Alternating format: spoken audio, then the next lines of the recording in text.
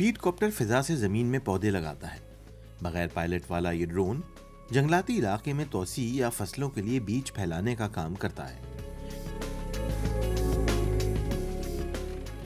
ये एक वक्त में 4 से 5 हजार बीज बोने की सलाहियत का हामिल है।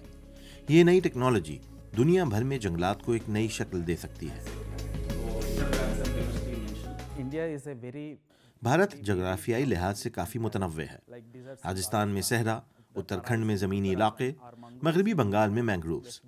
कई खित्तों तक लोगों को रसाई हासिल नहीं और वहां कुछ नहीं हो रहा। स्पीड कॉप्टर इन इलाकों तक बआसानी पहुंच सकता है।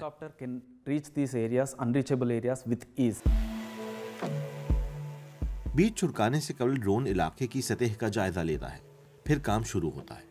ये बीज फैलाकर फिजा से डेटा भी जमा करता जाता है ताकि बाद में पौधों की नशोनुमा का ध्यान भी रखा जा सके। So once the imagery is taken, we run some specific algorithms which जैसे ही डेटा जमा कर लिया जाता है, एल्गोरिदम्स की मदद से इस बात का तयन किया जाता है कि बीज बोने के लिए सबसे मौजूद इलाके कौन से हैं। इन मालूमात की मदद से हम जान जाते हैं कि जंगल के किस किस हिस्से को इजाफी देखभाल की जरूरत है, या कहाँ दरख्त कम है और कहाँ किस तनासब से बीज छिड़कने की जरूरत है। and also what is the optimal seed ball configuration. इस तरीका कार से दरख्तों को बड़ा होने और ऑक्सीजन खारिज करने में 40 साल लग सकते हैं।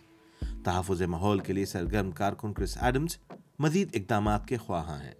They talk about planting a ridiculous amount of trees. ये लोग बहुत ज्यादा तादाद में दरख्त लगाने की बात कर रहे हैं ताकि एक कंपनी के कार्बन अखराज से निपटा जा सके।